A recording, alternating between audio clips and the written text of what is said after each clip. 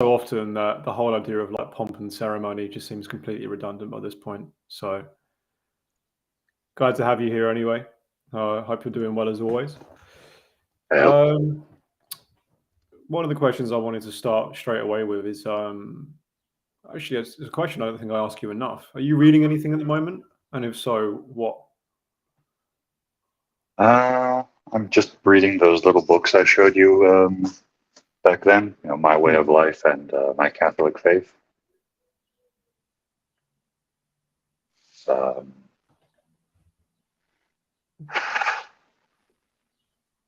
For now, at least, it's enough.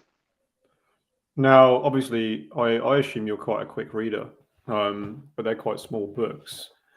But I was speaking to someone yesterday about spiritual reading in general, and he is also a fast reader, but he said that he really takes his time with anything religious or anything Catholic. Yeah. Are you the same way then? Do you like just read a little bit each day, chew on it? Yeah. These books are not. They're specifically written and constructed for slow consumption. They're not books for reading cover to cover. I mean, it's a goal in the end, but the point is, and especially My Way of Life is a condensation and simplification of the Summa.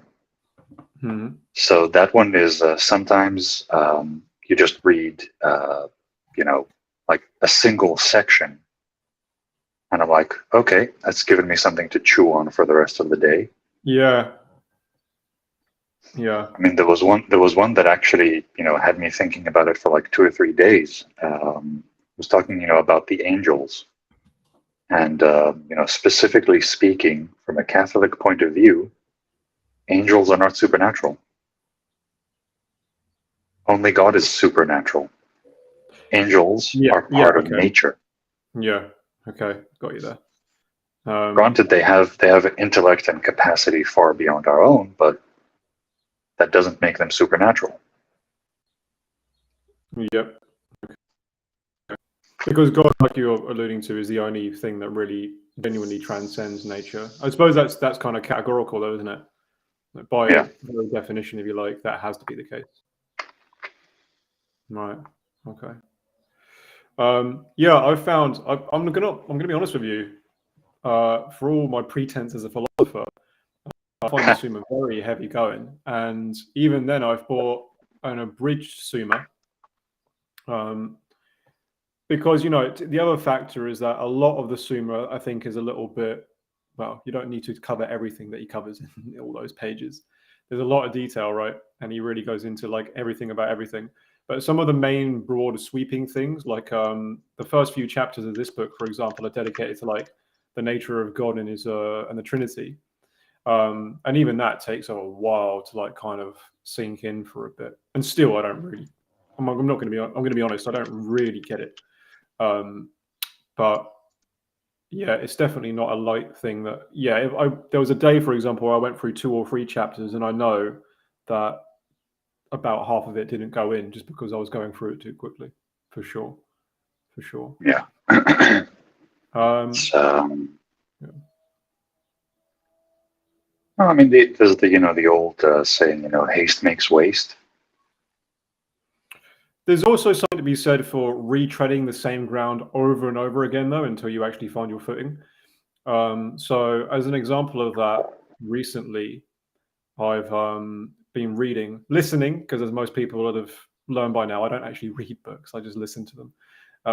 But I've been listening to the Catechism of St. Pius X. Really good. Always a good book, because it's at once concise and deep and simple. And it's really, really enjoyable to listen to. And again, food for thought, as all those lessons are.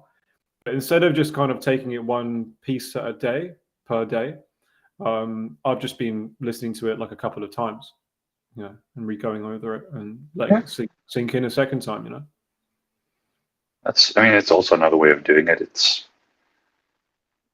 It really does depend on how your specific, memory works. Some people are better at, just sticking to one little point for 3, 4, 5, 6, 7 times, however, until it sticks. And some people just need the entire stretch of the subject before it all falls into place. It's you just need to find out how you learn the best. It's know thyself and all that. Indeed. I mean, I've definitely learned with my own kind of tongue-in-cheek call it autism. I suppose that's not a doctor's diagnosis, but I've found in general I can almost a lot of times, for example, when someone's explaining something to me, I have to get like 90%, if not 99% of the information, and I still feel like I don't understand it at all. Okay, and then there will be like a key point of information that someone gives me, and that makes everything just utterly fall into place, right? Yes. And then something happens where in my mind, not only do I understand it 100%, but I understand it 150%. So there's a long period in which I feel almost retarded compared to just normal people when it comes to really simple stuff, right? And then one little key bit of information clicks and it all goes, okay, it all makes sense now. A recent example of that I was talking to someone about was the mindset of women. Okay. Because for some, they're obviously understandable, and for many, they're really not. They're really not. And for ages, like the idea of how women act and their kind of general emotional irrationalities and stuff confused me. And then when someone just pointed out that they're geared that way to test men for integrity, basically, because that's what they need of men for them to be good fathers, it went, and I thought, that makes 110%, and then everything else about the way they act, behave, stuff just fell straight in place, right?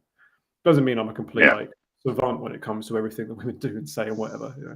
They're still very much mysterious creatures in many ways, but that at least allowed me to make sense of it way more.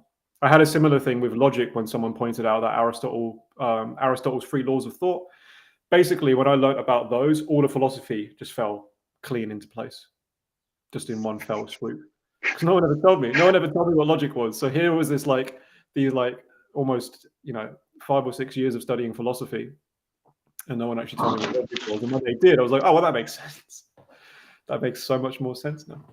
Yeah. And I like to call those sort of moments, the road to Damascus, not Damascus, the road to Emmaus. Okay. What is that? That's well, after our Lord, resurrected, there's a few meetings that he had with the disciples. One of them was on the road to Emmaus. And while they were walking there, he explained a whole bunch of prophecies that finally, explained, the Messiah. I think it was Peter and Paul. No, it wasn't Paul. It was Peter and great. Here's my memory being just highly functional. But and the thing is, the apostles didn't recognize that it was Jesus, until they reached the inn and sat down to eat, and then he disappeared. Right. But I mean, again, it's quite personal. But I mean, for me at least, once I actually started reading the Gospels, because I am very familiar with the Old Testament, for me, that period of a few months was very much an extended road to Emmaus, because a whole bunch of old prophecies and similes and just odd. I think one of the greatest examples is, have you read the book of Jonah at any point? Gets eaten by the whale, doesn't he? Yeah. Yeah. So I'm at least. And it's one of the most cryptic and shortest prophets in the entire Bible, in my opinion. I think the book of Job is more understandable than Jonah, until you read the Gospels. Go on. Again, because it's a foreshadowing of our Lord, because 3 days in the stomach of a fish of some sort. And it's also an exposition on God's immense mercy, because the book ends and it feels almost like it's like a conversation that was just cut short or wasn't recorded, because the very last lines are, Jonah leaves the city of Nineveh, sits on a hill to watch what's going to happen, and God causes a vine to grow over and give him shade. And then, God also sends the sun to wither the vine and causes it to die. And then Jonah, is struck by the heat. And the book just ends with God telling Jonah, you were wroth about this vine that you did not put any labor into, that was here one day, gone the next, and you are wroth about it. And you do not expect me to be merciful over a city of, again, biblical writing style. So, 600,000, men, women, children, and animals. And it's, again, this is also one of the reasons that reading a commentary on the Bible is important, because if you look at the Catholic commentaries here, one of the reasons that Jonah was reluctant to prophecy, because in the book itself, you don't understand why Jonah is trying to avoid his responsibility. I mean, Almighty God is, telling him, go prophesy to the city of Nineveh. And Jonah doesn't respond. He just charters a ship, the first ship he can get, to try and escape the word of the Lord. And the commentaries there tell us, and this is an interesting point here of synchronicity, where Catholic and Jewish commentators agree that the reason he was reluctant to go and prophesy is because it would show Israel in a very bad light, because we're talking here about the kingdom of Israel, which was full of idolatry and corruption, and was intermarrying with the Syrians and the Assyrians, etc. And the city, he knew that the city of Nineveh would repent and return to God, and that would reflect very badly on Israel and bring judgment upon them. So that's why he was actually reluctant to do his duty. That last bit, right? So the Ninevites would convert, and therefore that would basically tarnish the relative reputation of the rest of the Israelites. That's what you're saying. It wouldn't be a matter of tarnishing. I mean, they were doing that themselves, right? But the point is that, and this happens here and there, where you have a righteous Gentile, which is brought as a sort of almost like as a sort of type or image that is telling us, again, from the perspective of the Gospels, that the Jews, or more correctly, I think, old Israel, has largely, proven itself unworthy of God. I mean, if you think about the whole chronology of kings, the kings of Israel and Judea, it's a litany of failure in the eyes of God. You have such a ridiculous degree. 4 or 5 righteous kings, and even they had their failures. I mean, David and Solomon, are the most known, but I think Ezekiel was, at least in the physical realm, he was weak, and his faith faltered. I think there's 2 other kings who were also righteous, but we don't get told a whole lot about them. Only that they acted in accordance with God's will. They died, and their bones were placed with their fathers. So, although funnily enough, I think it actually sort of coincides with the kings of Europe. Which, I think we also only in that case only have 3 or 4 righteous kings. Yeah, I mean, King Louis comes to mind. Alfred the Great comes to mind as well. Alfred the Great, Isabel. Oh yeah. Who else? I think there was an English king who was also known for his, before the Protestant rebellion. It might have been an English king. I'm so bad with English history, it's not even funny. In fact, I'm so bad with the European history, it's not even funny. I thought Alfred was English. I think that's the one that's coming to mind. That's the one that's ringing the bells. I think we've got Alfred as the English king. And then, Yeah.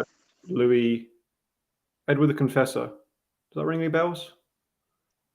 Confessor doesn't ring bells, but that means that he was maimed or injured for professing the faith. Oh.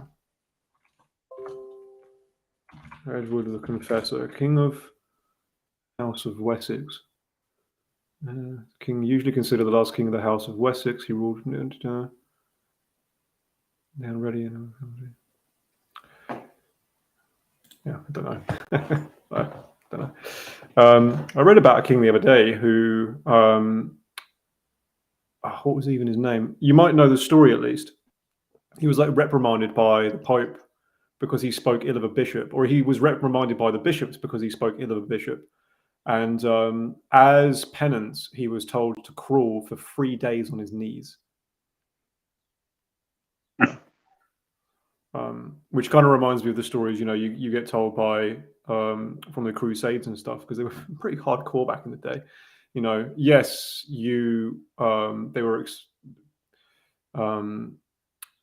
were acts of killing and stuff that were going on, but even when men were actually really overstepping it, even in those circumstances, one of the penances would be to, like, say, walk around the whole of Jerusalem like 5 times or something, while saying your prayers. Yep. Yeah, it's cool. You look back into the medieval stuff once or twice, and you think these guys were on just such another level. I mean, the amount of saints you hear about. King Louis blows my mind. Absolutely blows my mind, because he obviously was ruling the kingdom as a king.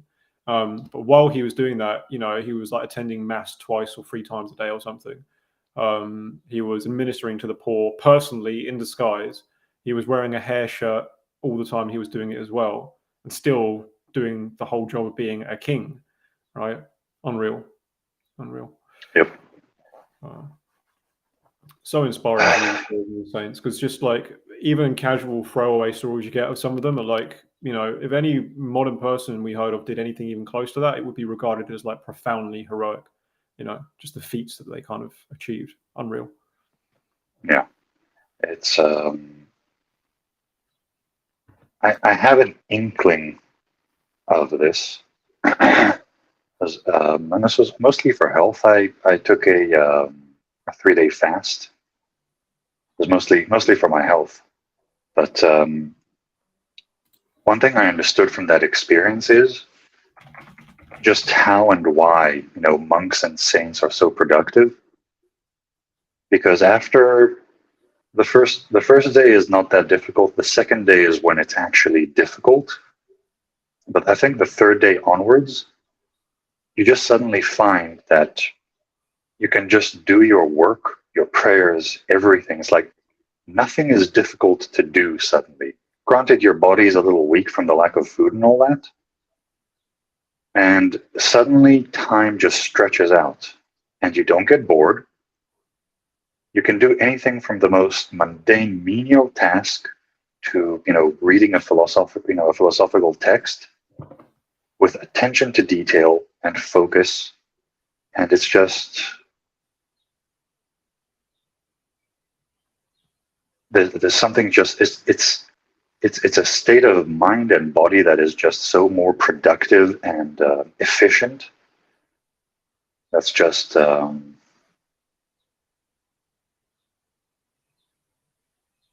wish I could capture it daily. I really do. Well, can you? I mean, obviously, if you only fast for like 2 or 3 days, that's one thing. But I mean, surely, I don't know.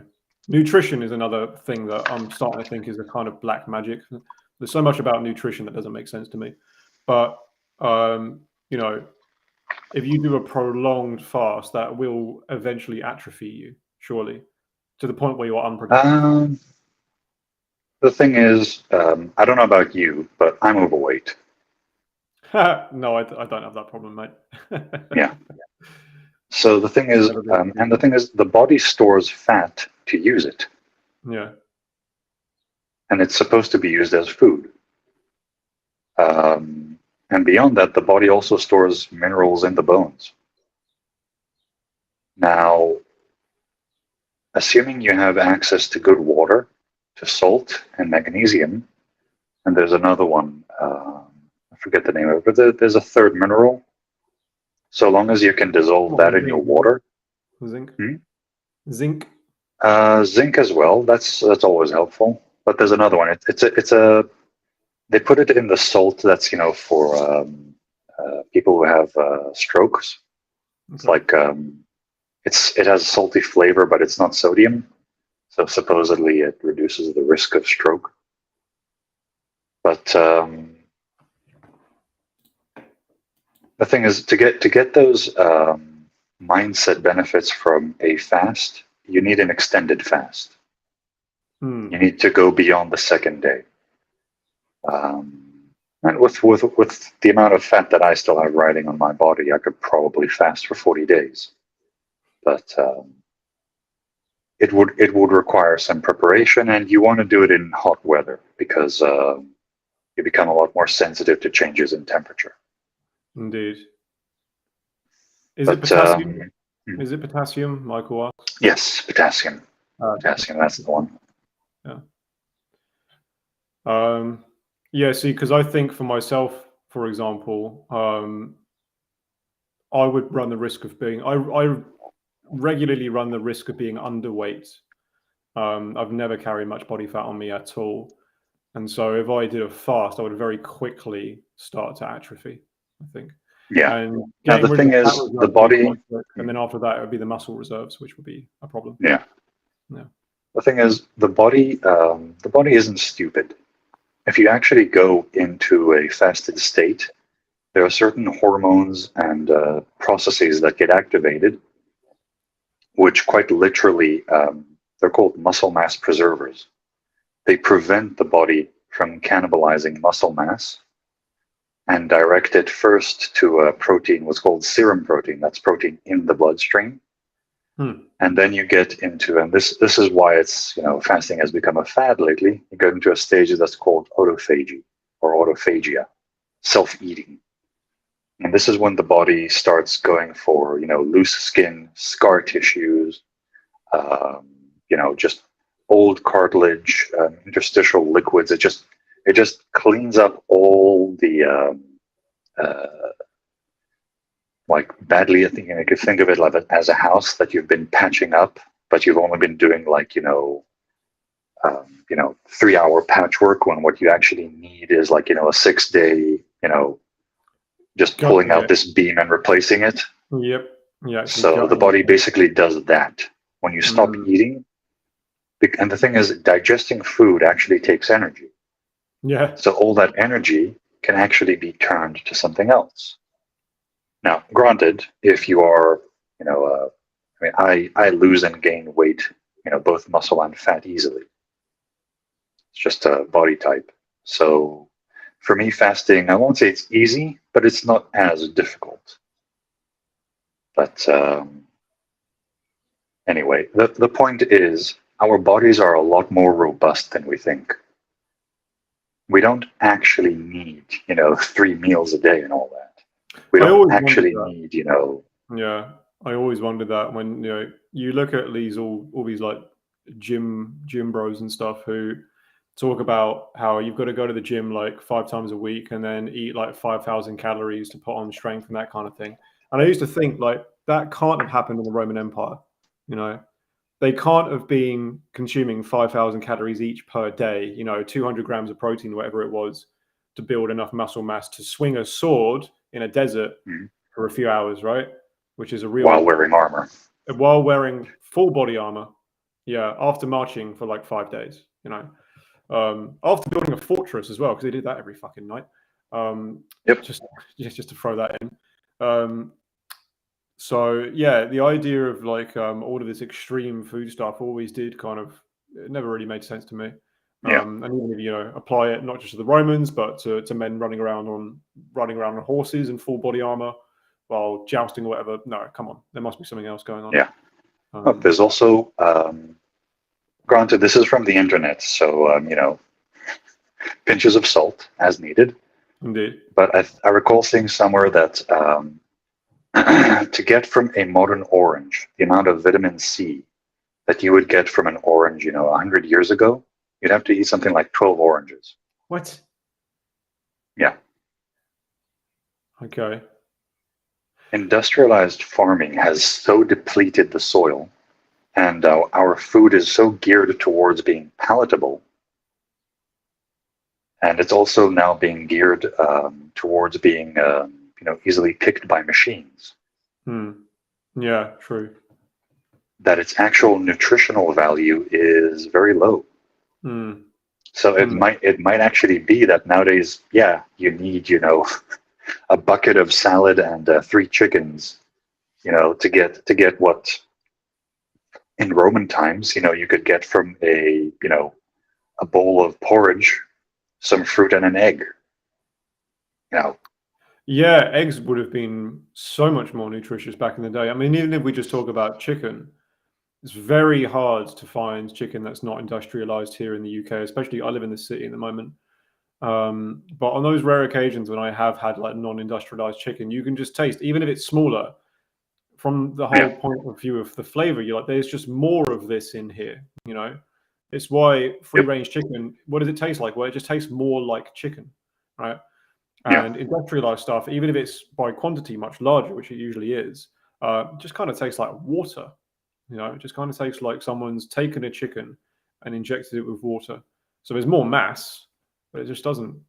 You can just tell the richness of the quality is way lower, which is a real shame. And I wouldn't be surprised at all if that applied to the fruits and the salads and everything else you were talking about as well. It makes perfect sense. Yeah, if you can find it, you'd have to go fishing around, with butchers and probably look online a bit. But if you can find a farmer's market and a butcher that actually sells, I've got some friends who have put me onto a local farmer's market. So I do take the time to go there once every few weeks if I've got the time. One of the other big recommendations up is gathering bones for stock. Yes.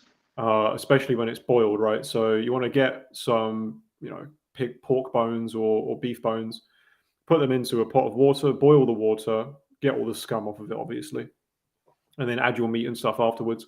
And then if you can add some veg and stuff into that, that's quite a good hearty dish because obviously all the minerals come out of the bones as it's boiling. Yep. I found that to be quite a good recommendation, actually. And the good thing about that is bones are actually quite cheap. They're just hard to get hold of. Since they made that recommendation, I've gone to the supermarket, for example, and I've been quite taken aback at just the sheer lack of bones. Like it's actually really difficult to buy anything with bones in the supermarket. You're a lot more likely to find them at a butcher. Indeed. And even then, I went to try to go to a local butcher, and he said, "Look, they just sell like hotcakes. If you want to get the bones, you have to come in on butchery day, and you've got to be here like ASAP." So they are quite cheap. Here, at least, we can get. They basically sell stew bones, which is tail and the bones with lots of marrow in them. Yeah. So they just sell them in these deep frozen packages. Okay. And I just save the bones from my chicken carcasses. That's another good one. Yeah, I mean, my own approach to that is if I make a chicken stew, for example, or a chicken soup, I'll just boil the entire chicken. Yeah. I mean, you can. It's with food prices as they are nowadays. I just have to be efficient. It's roast the chicken, save the bones, use the bones to make a soup. Because the downside of having a big body is that keeping it fed is a bit of a chore. The whole food thing in general is such a chore. It takes because I try and cook everything from scratch, kind of. I'm no chef, but I don't buy any processed meals or anything like that. So, but the amount of time it takes to just buy the ingredients, prepare the ingredients, cook the ingredients, keep the ingredients, and then you've always got these little time frames everywhere, they've got to be used within a certain amount of days, and all that kind of stuff. It's just such a time-consuming process. And where I'm kind of hopping around in my travels, I'm only ever in like a small place at a time. So I've usually got, instead of having like an entire pantry where I can just stock up loads of stuff for months and have all this long-term stuff, I've usually got like a shelf within a shelf. And I've got to use that as effectively as possible. So there's always like a 3-day cycle with buying and using food, and it takes up so much time. Yeah. Another big one, though. That's where. Go on. No, go on. No, that's where hard cheeses and if you can get them, half decent smoked and fermented meats. Yeah, that's a good point, actually. The smoked meats and the fermented meats. And you add some vegetables and olive oil. Mm-hmm. Pretty set. It takes a lot less time to prepare. True. True. Yeah. Here also, it's literally becoming too hot to cook. So no, seriously, I mean it's going to be 30 degrees at night during the day, and I live in a single room apartment, so putting the heat on is chicken stock steaming is going to be quite. Yeah, it's going to be toasty. It's going to be very toasty indeed. The other one is raw milk. Raw cow's milk, which to me is absolute gold. I love milk. And it's again that thing of like, you go there, it's milk. It just tastes more like milk. It's not particularly rich. It's not particularly fatty or anything. Obviously, the fat content is higher. But it just tastes more milky. That's the main element of it, right? Not more sickly or rich or anything. And it's just a pleasure, an absolute pleasure to drink. And so that's another one. The other reason why I like milk is because that doesn't take any preparation, So I just drink like liters and liters of that every day. It keeps things way simpler. Yep. Why not? And if you're getting it from healthy cows that are actually getting to eat grass. They are, yeah. You're also getting a whole bunch of good microorganisms and all that sort of stuff. So, is raw unpasteurized milk legal where you are? Yes, it is. Now, I don't know the ins and outs of the farm too much, but from what I remember, they do get checked by an inspector. And basically the inspector comes in and says, look, you've got to have like a certain bacteria content that, makes the milk legal. But so long as they can prove the bacteria content, they're fine. Funnily enough, this inspector came around, from the story I was told, came up to this local farm, and the inspector straight up said that they were like disgusted by the fact that this farm existed. Went up to this like lovely old farmer woman in the West Country of England and said, I'm really disgusted by the fact that you guys are making this kind of milk. And she was like, look, my bacteria percent is like whatever it is, like under 5%. Sainsbury's, the supermarket down the road, their bacteria content is like 20%. So why aren't you like complaining at them? And his only excuse was like, yeah, but they're a big company. Like we can't, can we really? So we're just going to complain at you instead. Yeah. Kind of people who should become fertilizer, not complain about it. Yeah. I hope that raw milk at least remains just under the radar where you are, because here, due to our lovely socialist, Israel started out as a socialist country, so milk is basically owned by a government cartel here. There's literal quotas of how much milk each farm is permitted to produce. Right. And because cows produce a lot of milk, millions of liters of milk get destroyed, just poured down the drain. Ugh. Yeah.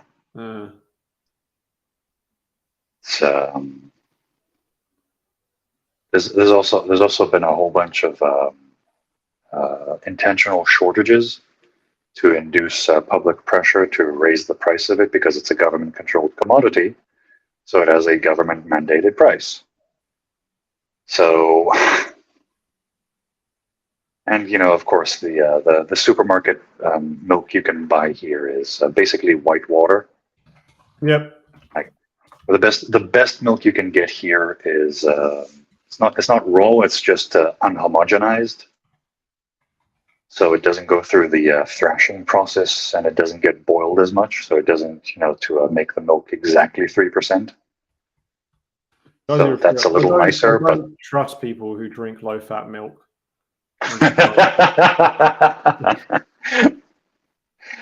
Yeah, but most people who drink low-fat milk, it's either women who think that that'll help them keep slim, or it's old people who think it'll help them keep their cholesterol down. It's just the softest Protestantism of dairy, where it's just completely non-committal. Because for me, low-fat milk is like just taking some milk and then adding a glass of water. It's like either have the milk or have the water. Do not bring those two things together. It's like marriage. Since you this like weird thing. Well, now that I think about it, yeah. No, stop it. Yeah. It's probably getting warm where you are, but since you enjoy raw milk, you might also enjoy something called golden milk. Well, gold top milk. Yeah, I think we have it. No. Go on. Yeah. It's just milk with spices. You just take some milk, add spices to a pot, heat it up, and drink it. It's very nice. I've tried it a few times. Well, things like cinnamon. Cinnamon, clove. I forget the name of it, but you know the spice that turns everything yellow. Turmeric. Yeah, turmeric. Yeah. Gotcha. Yeah. It's a very, very nice drink during winter, but again, right now it's not really the time of hot drinks. No, I get that. I'm quite a big fan of mulled wine as well. I quite like mulled wine, which is obviously like that heated, spicy version of wine that we have over here. Yeah. Around Christmas, quite a fan of that. Caleb says there's an endless number of bureaucratic demons. Yeah, that's a tautology.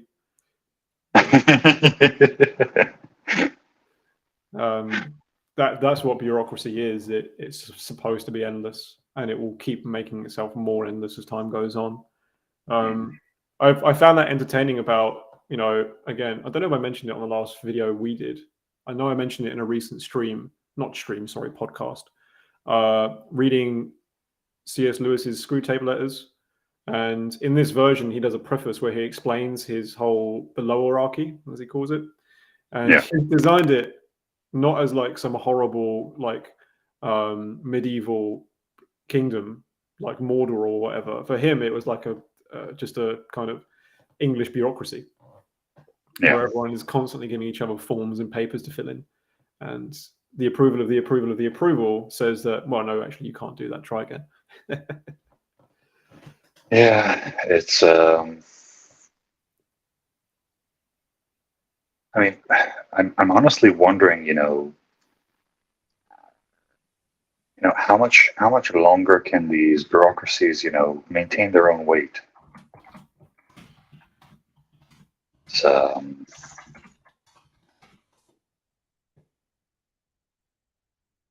mean, and the answer I always, turn back to is, so long as, your average workaday Joe and Jane just keep on keeping on, the bureaucracies will keep on bureaucratizing.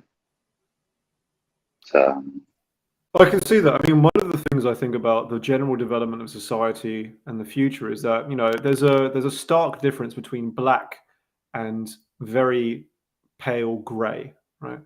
And I think the latter is actually more of where things are heading.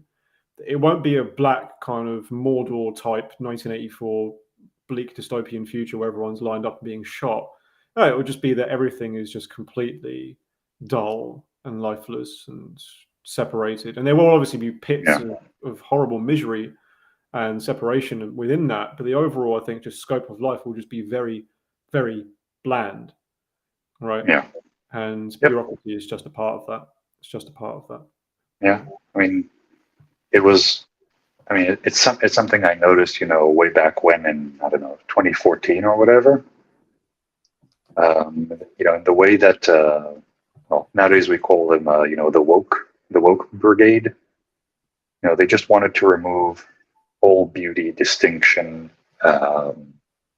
excellence. It's like, Granted, I was a complete heathen at the time, and to me it was just, why do you want to remove why do you want to remove the big-breasted women from my anime? But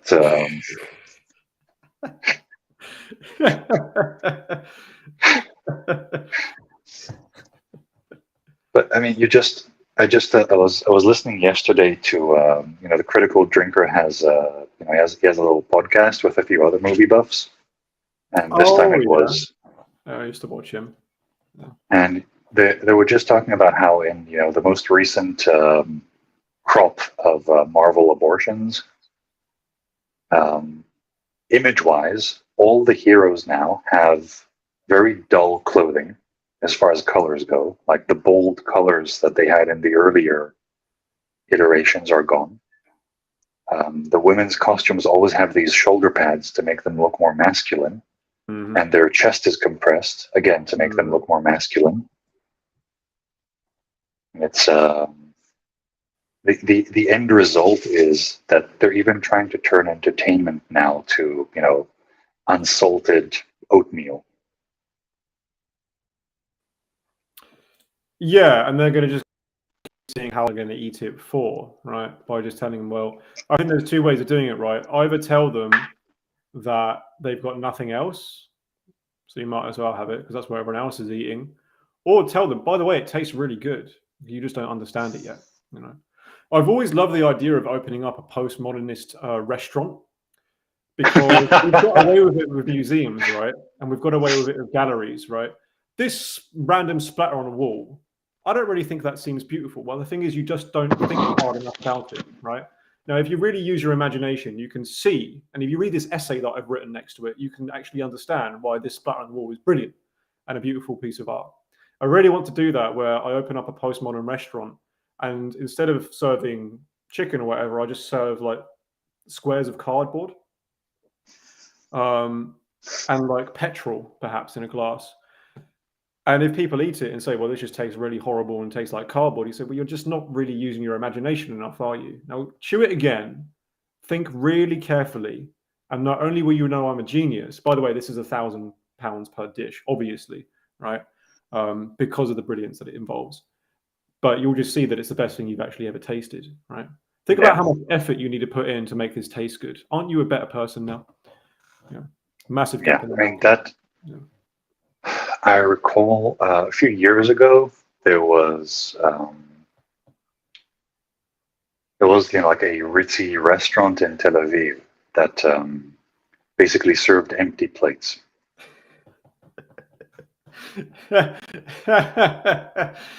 They beat me to it.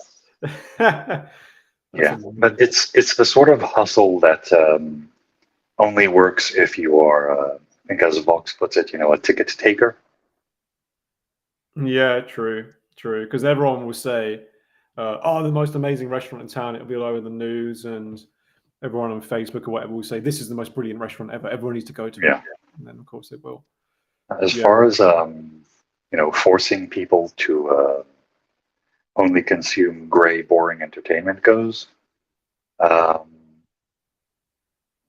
thing is with the rise of basically manga and anime are basically eating Western entertainment's lunch and dinner and breakfast.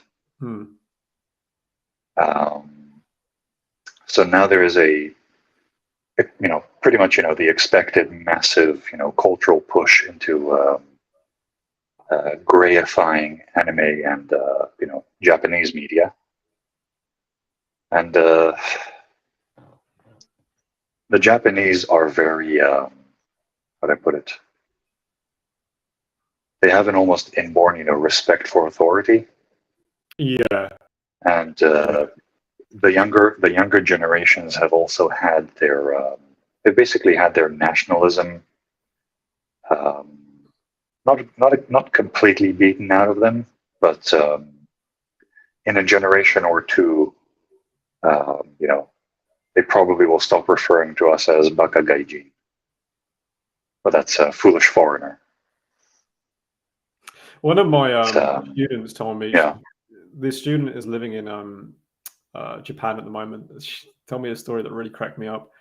Apparently, as polite as the Japanese are, which I imagine they can be to many people, and as warm as they were, she said, unlike anywhere that she's ever lived, they just, every conversation, they always just ask, "Oh, that's great. Yeah, lovely, lovely story. I'm really glad that happened. When are you going back, by the way?" Oh, okay. Just apparently every single conversation they always ask. So okay, great. When are you going back? Oh, okay, cool. Years, great. Next day. Yeah, cool. So 2 years you're going back, right? Great. Lovely to have you here. Lovely to have you here. Okay. Yeah, they still have a national ethos and a very yeah. I mean national not in the political sense of borders, but national in the sense of an extended family. We are us. Yeah, and you guys are you, and you're a guest. Yes. So when are you leaving? Yeah, completely understand that. Completely Yeah. understand it. And that's why, And, when, mhm. a couple of years ago, I would have found that comment disgusting. Like, oh, how horrible and racist is that? But it's so, natural and obvious now. It just cracked me up. Of course they're allowed to say that. Of course they are. Yeah. Yeah. The question for me at least is basically will the system maintain enough strength to completely neuter the Japanese, or is it going to collapse under its own weight? Oh, the Japanese are neutering themselves. I mean, there is that. Yeah. From speaking to a lot of my students, one of the recurring problems that keeps coming up when I speak to people from China or Korea or Japan is like major problems. Firstly, the amount is ridiculous by Western standards. 12, 13, 14-hour days are like a norm there. And they'll tell me, yeah, that's like, I know people who work way longer than that. And the second thing is that they all have seriously aging populations. And the thing is, we have it here as well, but I think because of the welfare systems we got, as much as I don't like them, they've kind of buffered I suppose there's two things we've got. Because of immigration in the welfare system, the aging population thing has had like a bit of a buffer to it in terms of we don't really see the severity as much, but they don't have that over there. So they're really seeing it and they're really having to think about it. And there is a common just conversation about the fact that, look, we've just got loads of old people and no young people. And we just do not know how the economy is going to be able to sustain itself in 50 years. Yeah. And there are so many reasons why people are not having kids. Yeah. The thing is, if Japan manages to prevent, mass migration and too much of the mind virus for the next few decades, they might have an incredibly reduced population, once the current system collapses, but they'll still be Japanese. And Japan will still be Japan. True. Yeah, it'll just be smaller. Yeah. Will be smaller, and the people who survive will actually be the people, who do want to reproduce, multiply, and, fill the earth. Well, that's what's happening in the West now as well. Like the Western countries and nations are retracting dramatically, right? Dramatically. And you can say the same thing about the religions and stuff as well. But those people who will remain after that will be stronger kind of, I suppose, bastions or strongholds of those nations. Yeah. Absolutely. So there's the whole, the future belongs to those who show up. Indeed. Yeah. And it looks at least like the people who are going to show up for the future are, the Muslims and hardcore Christians. Absolutely. I was going to say the Muslims. So many Muslims. A smaller population is not necessarily a bad thing. More space for everyone.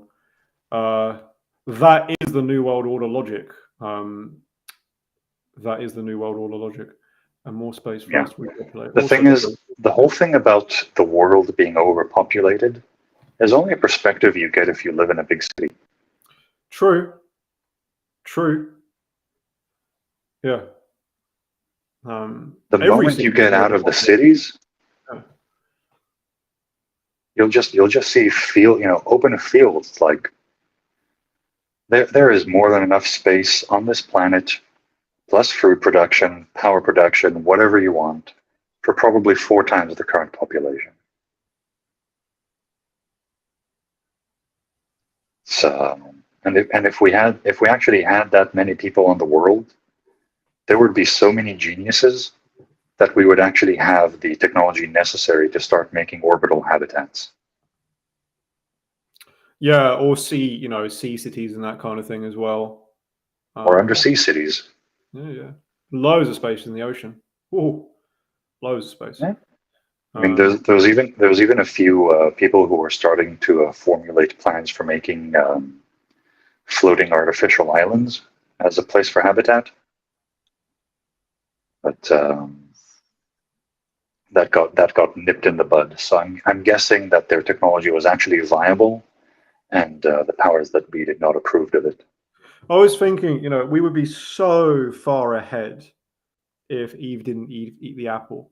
Like if that the whole fall thing didn't happen, and it was just like, okay, here's Earth, go and think your way through everything, invent technology, invent the wheel, invent all this other stuff, and there was no corruption and no lies and no backtracking and none of this like torpedoing of science and thought and all this kind of stuff, then I can't imagine where we would be by this point.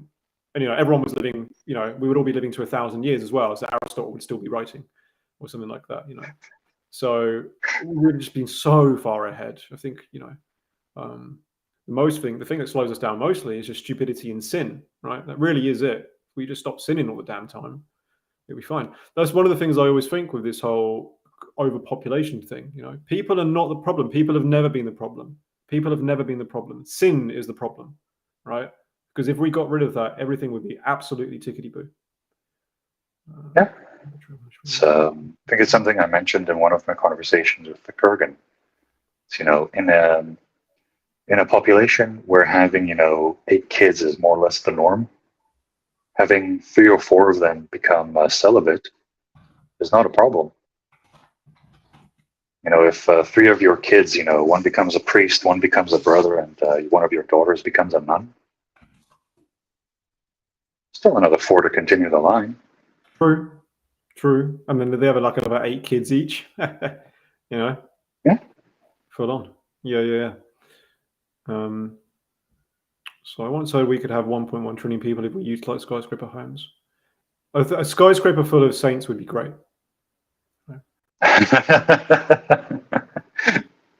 Yeah, we had those. They were called monasteries and nunneries.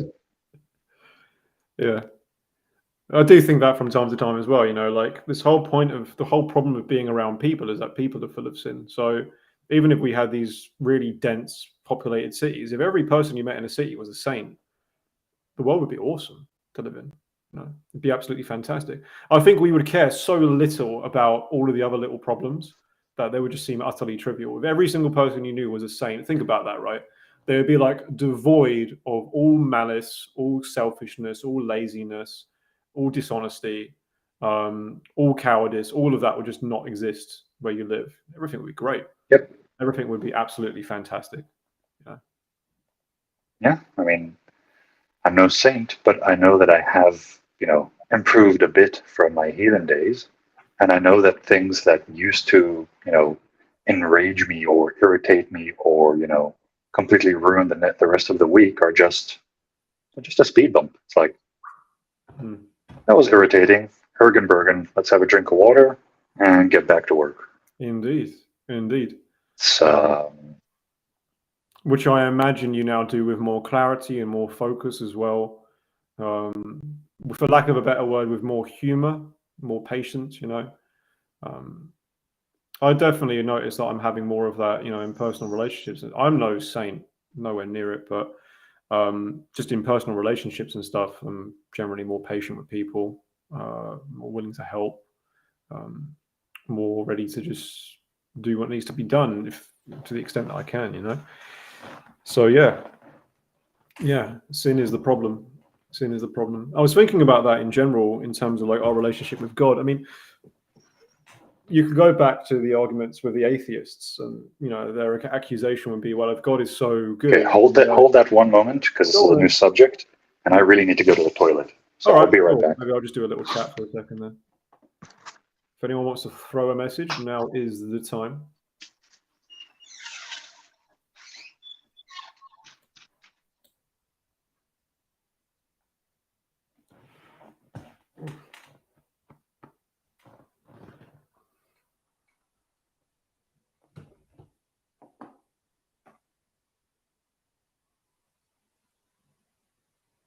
A trillion is a lot of people. I do always also sometimes wonder how many minerals we would need for that, because there is obviously a finite amount of minerals on the earth. Question: what philosophers other than Aristotle would you recommend reading? I wouldn't really. I mostly, almost entirely, just read saints now. Obviously Aquinas. Problem is, most famous philosophers we know of, well, no, actually, because obviously I'm a big proponent of the Socratic method. So let me think about that for a second. I don't agree with the works of Plato, but if you can, my main recommendation for philosophy is twofold. Learn how it works, which you can get a lot from Aristotle, especially his formulation of it. And also he can teach you about things like categorization and stuff as well. So get that from Aristotle, and then you want to learn the Socratic method or have an understanding of how it functions. So, for example, if you read Socrates, his dialogues, I would probably recommend that. Or if they're a bit heavy going, because the other problem with Socrates' dialogues is he might be having conversations which are, for lack of a better word, a bit outdated. So covering things that aren't really relevant. You'll get to the end of it and you won't really feel like you've learned anything, but the method itself is extremely important. So you can also read abridged, I think there are abridged Socratic dialogues, or other people do their own versions of Socratic dialogues. So one of the best ones I read was a book called Socrates versus Jesus by a Novus Ordo, had to be said, philosopher called Peter Kreeft. That's quite good. I mean, the question there was, what philosophers other than Aristotle would you recommend? And I basically said hardly any. But I would highly recommend that if you want to get into the world of philosophy, then you really want to look at the Socratic method. I'll tell you, my interaction with any modern thinkers / writers, almost none. Can I think of any that are actually worth reading? There's one essay from what's her face, Ayn Rand, I'd recommend. It's called "Philosophy: What Is It Good For Anyway?" or something like that. I don't actually recommend any of her other works, just that essay. This is the problem with any of the philosophers I can think of. Like, if you take some of the points they make or some of their ideas, they are interesting. But if you take any of them wholesale, they are not only a waste of time, but actually will send you in the wrong direction. For example, there's an entire edifice of philosophy built up around Nietzsche. But if you read someone like Chesterton, he can absolutely tear him to pieces within like a couple of sentences. Nietzsche is not a philosopher. He's a poet. I don't understand how he's been classified as a philosopher.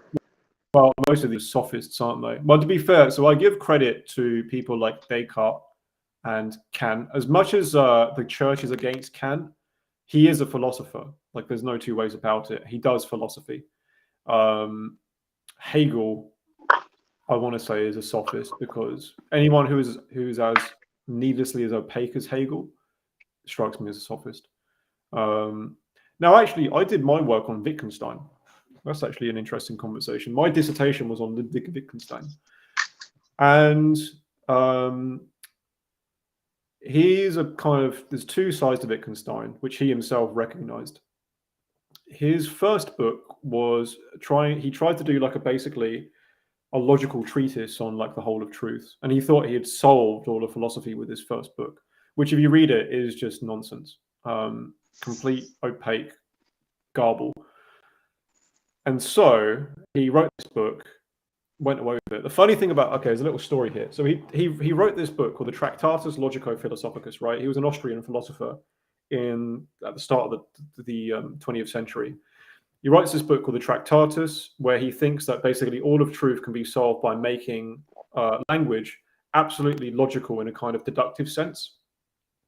I think that was the general thesis of it. And then he said, look, this is it. I've solved philosophy. He went off and became an engineer for 30 years or whatever. And during that time, I think he was like in the middle of building a house or something. He thought, that was all completely wrong. Now, in the meantime, here's the thing. In the meantime, a bunch of people in Vienna called the logical positivists had picked up his book and got, this guy's really onto something. We can make a completely logical language and that will solve all of the problems of philosophy. So there they were working on this project for like 20 years or whatever, trying to create this perfect like logical mathematical language in the way we would understand the language. And he comes out of his career and just says, what are you guys doing? That's completely wrong, right? So I think they kind of just held to their guns and try to keep on going with it, but it not only doesn't it work, but it can't work. But he wrote a second book, which he never finished, but is what I did my dissertation on, called Language Games. And he made a very interesting point that I frankly believe. And he basically made this very almost obvious point that words do not have absolute definite meanings. Okay. Instead, they're brought out of use. Okay. Obviously in a cultural setting. Now, in fact, now that I've started this, I'm going to have to stop it because I'm not going to have to finish it. Sorry, because otherwise all kinds of snakes can sneak into the conversation. So let me just give you an idea of what Wittgenstein was doing. He noticed, for example, that St. Augustine had an idea of language, which was that words directly just connect. They're just names for things in reality, right? So if I have the word chair, it's the label for a thing called a chair in reality, right? Or even the word beauty is a label for the concept of beauty in reality. But the thing is, it doesn't really work, because if I have a word like fire, you could say, well, that's just taking the concept of fire and you apply that to, say, that red hot thing that you don't want to put your hand into, right? Called a fire. But then if I also shout the word fire, then it could be a warning, right? If I'm a sergeant and I've got a bunch of soldiers with guns and the word fire is a command, right? So you have this same word, but it's not simply a noun. Whether it's a noun or a command or a warning are all, well, they come out of the use of the word, right? And so the simple idea is that the use of a word is the meaning that it has. And then we see that even when we know that the meaning of words adapt to different cultures and settings, right? That's how etymology develops. Okay, we don't just have a word and it stays with a static meaning. Now, it's usually the meaning that it develops into is usually in some sense connected meaning, but it does develop because the use and the way of living develops, right? So that's the idea. The meaning of language comes from the use that it's involved in, which is why he said that all language is kind of anchored in what he called forms of life. Okay. So to really understand what a language means, you have to really understand how people live and how they use that language in order to do what they need to do. Right? Now, here's the thing. People would say, therefore, that he's a linguistic relativist, but that's just not true. And the reason why it's not true is because forms of life are not completely relative, right? And the reality itself that we have to deal with language is not relativistic, right? So there is ultimately an objective standard behind all of that. And the other thing you've got to understand is that if you therefore take Wittgenstein's view and then just start to use words in different ways, right? Then what you do is you separate yourself from the flow of meaning and understanding of other people, right? So if you're a Jordan Peterson character, for example, and you just redefine the word truth, well, okay, there is a sense in which that can have meaning within a certain bubble, but you've now just separated yourself from the conversation about truth, right? Yeah. Because you're using it in a different way from how everyone else understands it. But this is how sophistry works, right? Because what a sophist will do is they'll actually, say, redefine a meaning that everyone else is using, but then pretend it's the same meaning, right? If Jordan Peterson, for example, admitted that his whole conception of truth was in fact different from how, say, like the Oxford English Dictionary defines it, wouldn't be so much of a problem. But the fact that he's trying to kind of stay within that realm of the conversation, it's just, it's the fallacy of conflation, right? That's where the sophistry comes in. It's not just a fallacy. It's also an element of magical thinking. Yeah. Well, in this case, I don't think it's magical thinking. I think it's magical practice. So the powers that be and their middle managers of evil really do seem to think that by naming something you gain power over it, and by changing its name you change it. Yeah, exactly. So there's like this essentialism where you're connecting the language used. Again, it's that thing of like mistaking the moon for the finger pointing at it. Right. Yeah. And or mistaking the map for the territory and all that. Indeed. Yeah. And then but the thing is, it's not a mistake. That's the point. It's not a mistake. It's an intentional action, and they think that it's an action that gives them power. Indeed. And so we take that to modern examples of, say, like obviously the transgenderism debate is the most pertinent example at the moment. Could technically the word woman be redefined if it's used in a different way? Now, technically, yes. Like, we have to admit that from a linguistic point of view. Does that mean that women become different things? No. It just means we confuse the conversation about it, right? So that's what they're torpedoing. They're not torpedoing the reality of women. They're torpedoing our ability to speak about women and men, and therefore to actually navigate our concepts in relation to those things. That's why when you have a language, and why you can so kind of forgive Augustine, because really you want meanings to be as consistent as possible in use, right? So the conceptual navigation of those concepts is as consistent as possible as well. That's the point. I mean, they've already done this, to the word love, as an example. So any form of affection nowadays immediately, gets conflated with sexual desire. Yes. There's no. It's as if friendship and romantic love are on their favorite word, on a spectrum, while they are actually distinct things. Yep. Or if we get a little theological, it's how we Catholics get accused of worshiping Mary or the saints, because English lacks the distinction between worship and worship, which is a lot more obvious when you say it in Latin. Yeah. We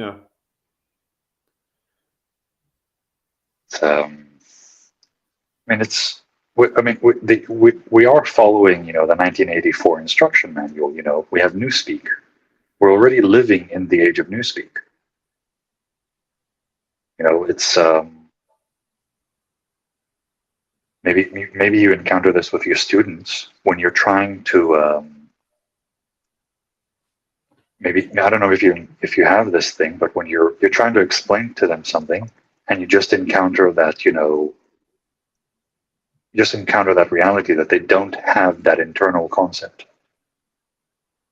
Yes, and I've come across that a lot with the discussion about love as well. Now, I want to pick up on what, exactly. Michael P. Mason is saying agape, eros, philios, and storge. This is actually something that I experienced firsthand when these four concepts were distinguished for me, right? So the four Greek loves, right? Agape or eros, storge, and philios. When I first understood agape, Christianity made sense to me at that point, okay? Because unless you have that conception of what love is, and again, the English language is profoundly limited in its way of expressing that. Then it's not, but the thing is, those words have been excised from English. I mean, you have affection, you have, you could just say brotherly love, sisterly love, filial love. You just need to add the modifier. But well, I suppose the thing that the language has been thinned out. Yeah. The closest it ever came to me was when people would talk about something they would try as hard as they could to refer to as true love, right? Which was all about, looking at the good for someone in senses of like self-sacrifice and self-giving rather than anything else, like self-gratification. But when I realized not only that, there was two things, I realized the Greeks had a concept for this, but then they applied that to the love of God, right? So that's how it's always used in the New Testament, right? If you read the Greek interlinear, you'll see that Jesus says, for example, agape thy neighbor as you agape thyself. Agape the Lord thy God with your whole heart, your whole mind, and your whole soul. And then we also read that God is agape, right? It's so different. And it would completely change the game if God is storge, for example, or if God is philios. He's not, he's agape. And that makes it makes a world of difference.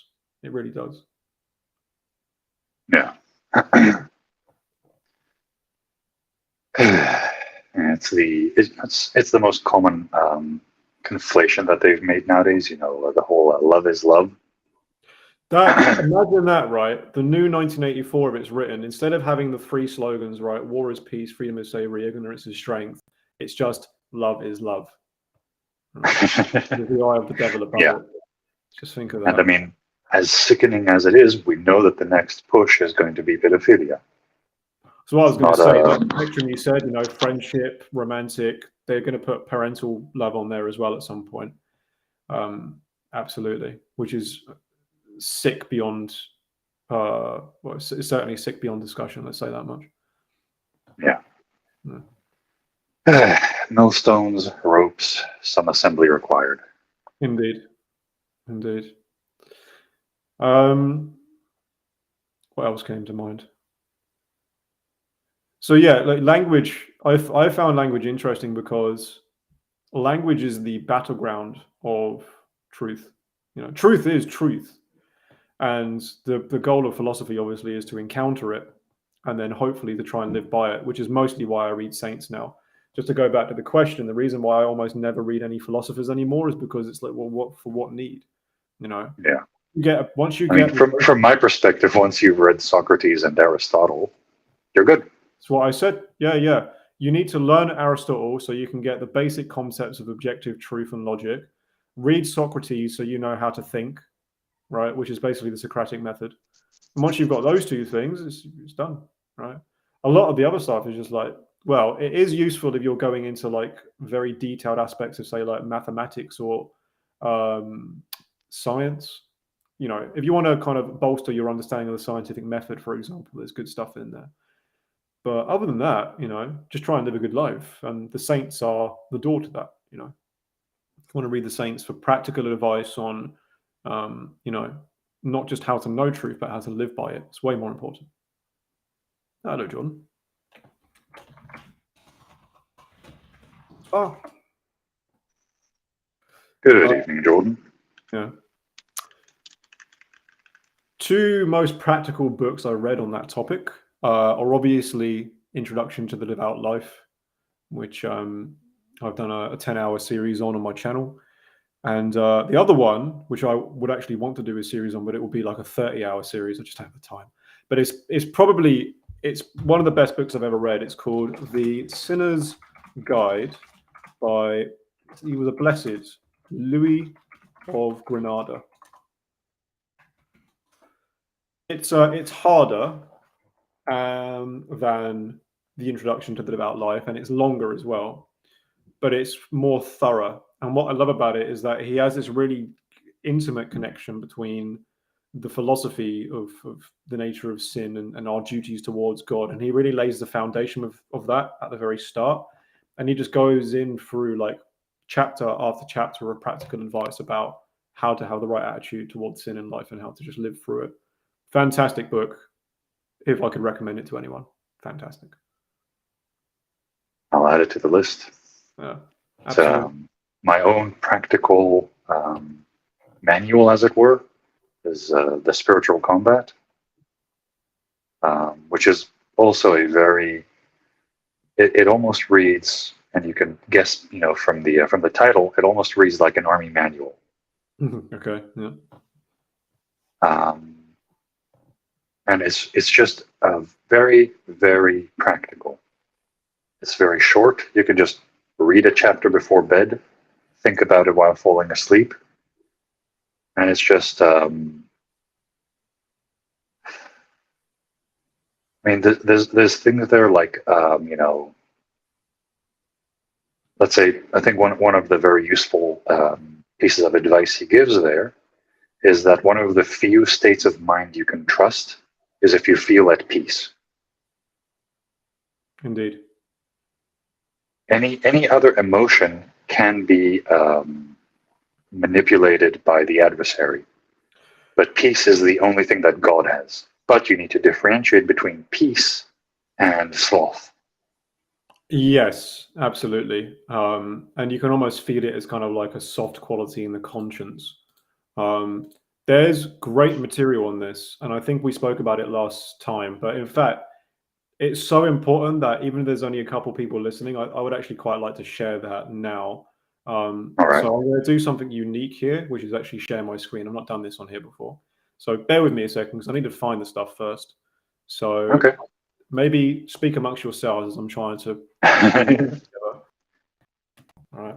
We all expected this to be improvised, so no apologies. Yeah. It's actually a video I wanted to recommend for anyone who's interested. It's from a Catholic Family podcast. And they're just talking there. They're basically responding to a video by an SSPX guy. Just interesting listening. It's just like an hour and a half of something to listen to while you're doing the chores. And the point I found really interesting is, and it's a sort of, at least the detractors of Sedevacantism are consistent. The SSPX, are claiming that basically it's the same, era of, there needs to be a official declaration by a judge for a penalty to become actual. So it's basically that era, which is why they can't, simply reject the validity of the post-1958 popes, because they're constantly going on about, the necessity of a declaration. So it's just a long form sort of look at that era. So quite useful, yeah, because that's often brought up in the kind of legalistic aspect of that debate, right? There needs to be a declaration. So okay, good recommendation. I think I found it. So all right.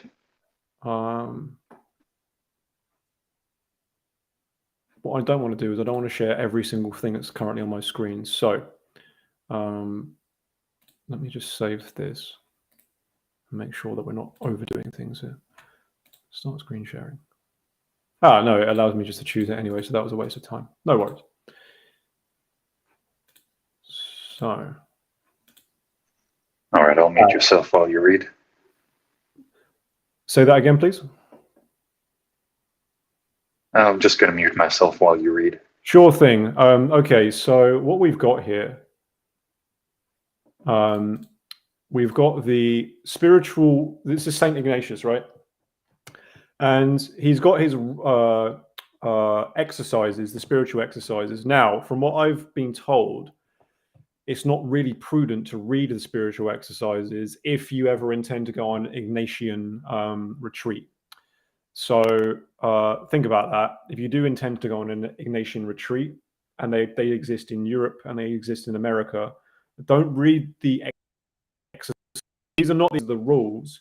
And these are rules for perceiving and knowing in some manner the different movements which are caused in the soul. Very, very interesting stuff. Because basically, obviously, as we're going through life, the main person we want to cooperate with and listen to in life is God, right? And whether you think it's God speaking to us or an angel that he's implanted in our soul to kind of show us the right direction, that's the kind of main voice we want to listen to. And this is an idea of those movements we have in our soul to kind of pay attention to, so that we know, or at least get an idea of whether we're going in the right direction or not. So I don't suppose any of us are in a rush, so I think we should go through these rules. So let's look at the first rule, for example. The first rule: in the persons who go from mortal sin to mortal sin, the enemy is commonly used to propose to them apparent pleasures, making them imagine sensual delights and pleasures in order to hold them more and make them grow in their vices and sins. In these persons, the good spirit uses the opposite method, pricking them and biting their conscience through the process of reason, right? So at the very first, we understand that if we're in that state of mortal sin, which I'm sure many of us have been, maybe you all already recognize this, right? There was a point in there where, as much as the pleasures were, snowballing you into this state of kind of comfortable sleep, there was always that kind of prick, that kind of jarring little thing that even your reason would tell you this is wrong. So it's the first major tip. The second: in the persons who are going on intensely cleaning their sins, so like the opposite now, if you're kind of moving through life virtuously, or at least trying to, cleansing their sins and rising from good to better in the service of God our Lord, it is the method contrary to that in the first rule. For then it is the way of the evil spirit to bite, sadden, and put obstacles, disquieting with false reasons, that one may not go on. Okay? And that's an important thing, disquieting with false reasons. Devils lie, and they're trying to lie to us all the time. So whether you think of it as your own flawed reasoning, or you can also think of it as an evil spirit actively trying to lie to you to make the wrong decision, that one may not go on. And it is proper to the good to give courage and strength, consolations, tears, inspirations, and quiet. It is proper to the good spirit to give courage and strength, consolation, tears, inspirations, and quiet, right? The idea of peace, easing and putting away all obstacles, that one may go on in well-doing. Dude, I'm going to pause from time to time so we can at least chat about this, so that it's not just me reading. But any thoughts on that so far?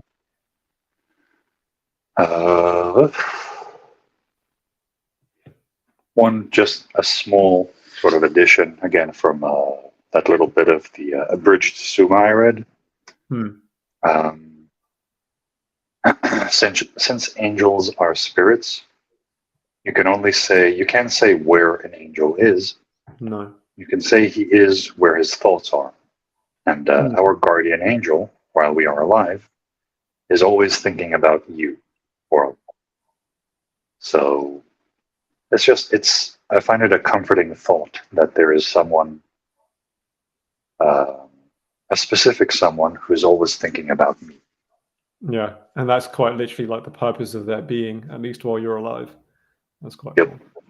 By the way, I kind of covered that idea of like the mental realm of the spiritual. I try to cover that in a recent podcast episode I called it Ideas in the Mind of God. I think the basic idea of that episode was to explain that one of the best ways to understand God's presence is that we are kind of ideas in his head, but I won't obviously repeat all that here. But yeah, the idea of like the separation between the mental and the spiritual world is not as it may seem, as it seems to transpire. Anyway, let's go through the next few rules. This is where it starts to get really important. The third, of spiritual consolation. I call it consolation when some interior movement in the soul is caused, through which the soul comes to be inflamed with love of its creator and Lord, and when it can in consequence love no created thing on the face of the earth in itself, but in the creator of them all. It never means that we have to just not like anything ever. It means that even if we do love the things of this world, we love it because they are in some senses appreciated in the light of God.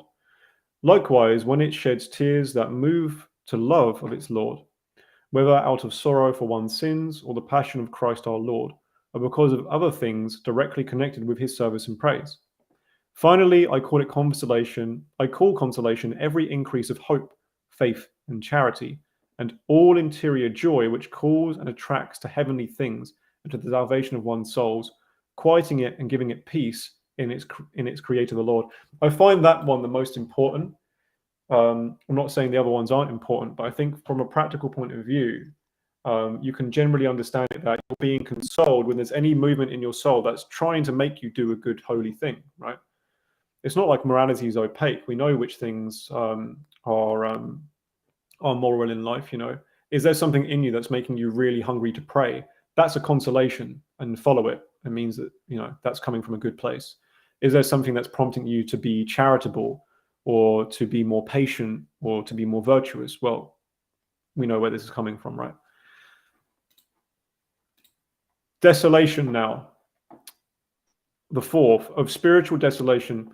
I call it desolation. I call desolation all the contrary of the third rule, right? So basically the opposite of consolation, such as darkness of soul, disturbance in it, movement to things low and earthly, the unquiet of different agitations and temptations, moving to want of confidence, without hope, without love, when one finds oneself all lazy, tepid, sad, and if separated from his Creator and Lord. Because as consolation is contrary to desolation, in the same way the thoughts which come from consolation are contrary. This is very important. As consolation is contrary to desolation, in the same way the thoughts which come from consolation are contrary to the thoughts which come from desolation. Okay, very important. And the next rule is very important for that reason, but I'm going to pause like every couple of rules. Any comments? Yeah, there's... Great, I've forgotten her name, as I usually do. There was a saint who said, we must love the God of consolations, but not the consolations of God. Indeed. Or something to that effect. Indeed. And it's one of the things I have noticed, when you first convert, myself included, there's an incredible, opening fervor. And you're quite literally during those first few months, at least I was, basically bathing in consolations almost constantly. But the thing is, at some point, that stops. You have to, spiritually speaking, grow up, and you have to stand on your own 2 feet. Yeah. Yeah. And this is one of the reasons. This brings me back to the spiritual combat. Even if you're not religious, you need a rule. You need a structure of devotion, prayer, etc. That regardless of what you're feeling like, you do not deviate from. Because that is the only thing that will protect you from desolation. Because desolation will come. It is inevitable. Absolutely. If you try to improve spiritually, you are going to also, encounter incredibly disheartening low moments. And you need a structure that you can adhere to, regardless of your emotional state. And the point is there, again, that we're learning from this, those moments of desolation are not God, but he allows them, okay? So basically, in his grace, or in his mercy, he fills our souls with consolation from time to time when it's good for us. Because at the end of the day, he likes us to be happy. But he knows for our growth that sometimes he needs to just let that shield go and basically let the evil flood itself in to see how we're going to stand against it. And again, Yes. The question there is like, when he does let the evil flood in, do we then again just give ourselves over to it, or do we stay constant to our virtue in those moments? And that's why they exist. Yeah. That's why he allows them to happen. They are quite literally tests. They are quite literally tests. And ACJ, just to answer his comment here, in desolate, that's why it is so important to have a rule. Even if all your rule is, morning prayer, evening, rosary at the afternoon, and and your evening prayers before going to bed, make it a rule that no matter what, you do not stray from it. Doesn't matter if you're sick, if the kids are acting up, if there's an earthquake, doesn't matter. The rule stays. That's why you need that rule. Because without that ironclad rule that you can always adhere to, then you'll oscillate up and down, up and down, up and down. And you don't want that up and down constant oscillation. You want something concrete that's going up, that's improving. You know, your emotions, you know, they can be all over the place. But in the spirit, you need to be heading up. And you'd probably get much better advice from a priest. So I'll shut up now. Indeed, yeah, we both give that as a caveat. Obviously, any spiritual advice, this is kind of us discovering this stuff in our own way, with the conversations with priests as well. But you know, always prioritize the advice of a spiritual director, a trained one. Now, I'm gonna offer another, again, something I've tried in my own life, which has worked, but it's on a similar theme. I don't have a rule in the same way as you do. It's more like an ironclad heuristic that I always apply. So what I would have suggested, for example, is that if you find yourself in a state of desolation and it's difficult to pray, don't think that you can't share your dark thoughts with God. Right? And that would be like the starting point of my advice. Even if those thoughts go against him. And I'll be honest, there have been times in my life where my response to God, like the thoughts I've had in my mind, have been I've been angry with him, for example, or confused or disappointed in my own stupidity and selfishness, of course. But the honest fact is that those thoughts existed. And the thing is, he knows they exist anyway, right? So what I learned to do at that time was simply share them with him. And in fact, what I found is when I just poured all of those thoughts and doubts and misgivings onto him, I received clarity in return. And what that's taught me to do is every time I enter a moment of desolation, or I at least have it in the back of my mind that wherever this desolation is, I can bring it to God, right? A simple thing like just telling him that you feel bad, or telling him that, you know, things are difficult for you. As long as that's still prayer, right? That's still bringing them into your presence. Doing 10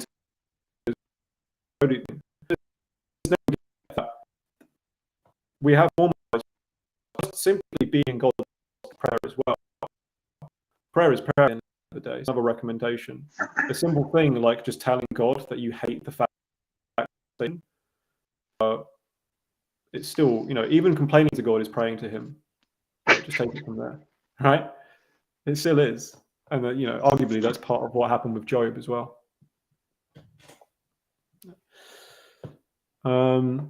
Right. So this fifth one is really interesting. The desolation is, you know, usually in that state of dry. You've not got hope. You're hated and disquieted, and you feel fearful, or aggravated, or whatever. Right, all that kind of stuff. The fifth rule: in time of desolation, never to make a change. Right. In time of desolation,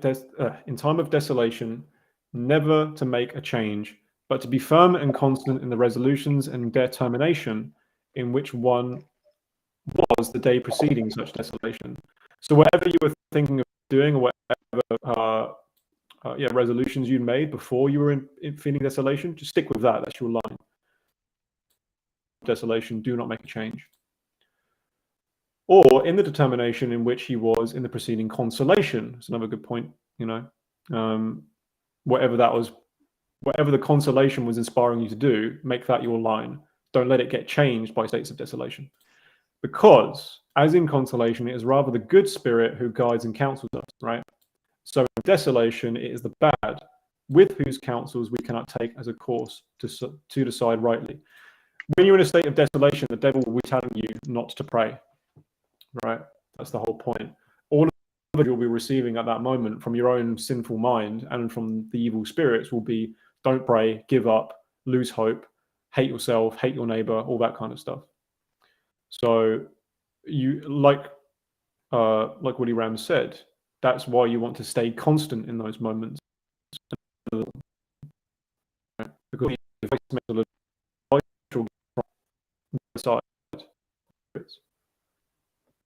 I'm going to pause on that because I think that's so important. You got any more things you want to tack onto that before we go on to the rest? No, I think we've covered it. Cool. So, sixth, although in desolation we ought not to change our first resolutions, to change ourselves against the same as by insisting upon more prayer, more meditation, on much examination, and by giving ourselves more scope in some suitable ways of doing penance. Right? So we don't resolution in terms of desolation. If we're going to change anything, we just add more prayer, add more penance, add more meditation, right? Because really they're the cures for this kind of thing. Yeah. There's one thing I do want to add right here.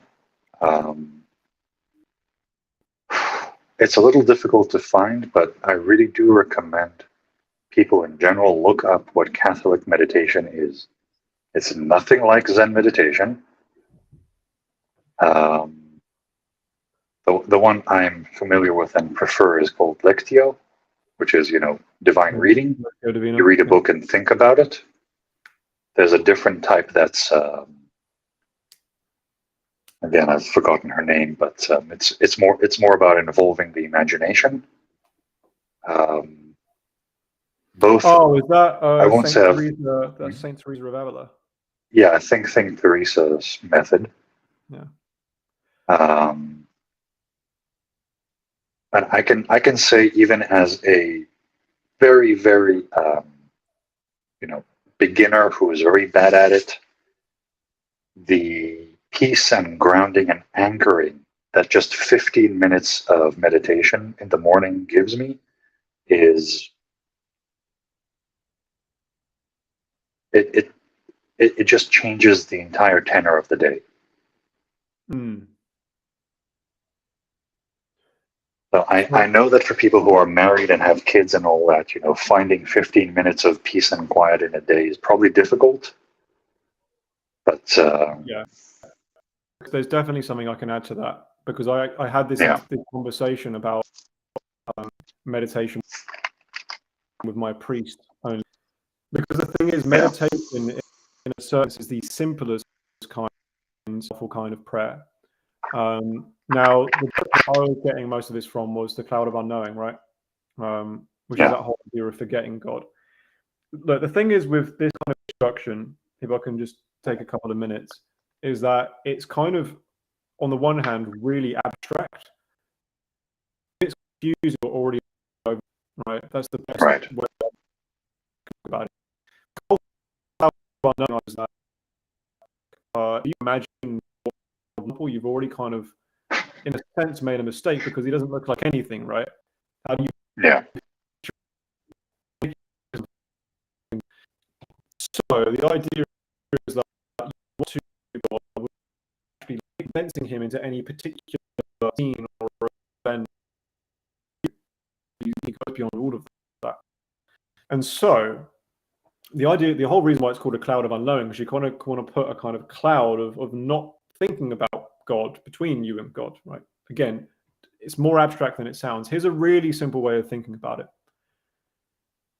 All you need to do to be in God's presence, not necessarily to picture him, but just to intend to be in his presence, right? And here's the thing. The moment you intend to be in God's presence, you are in God's presence. As that. It's as simple as that. So, what you can do as a meditation practice, as you would kind of refer to, is you could say, put 10 or 15 minutes aside, just sit in your chair and anchor yourself to the intention of being in God's presence, right? And one of the ways they recommend you do that is by just picking a word to concentrate on, like a monosyllabic word, like God or Lord, right? And just keep your attention fixed on that with the intention of just being in God's presence, right? As if that word you're using just to call God to be in your presence, and nothing else. And the whole practice of the meditation is every time your thoughts get distracted or you start thinking about something else, like, oh, what am I going to have for breakfast? That film last night really sucked. Then you bring that right back to God. Just that. Right? Every time it's back, and that's the whole practice. Again, time for that for 10, 15, 20 minutes every day because you've got kids screaming at you, whatever. The other thing to learn from that fact is if that's how it works, then you don't have to be sat in a chair in silence to do that, right? If you get any time of the day where you can just slip the idea of God into your attention and realize the moment you do that, you're praying to him, then that's all you need, right?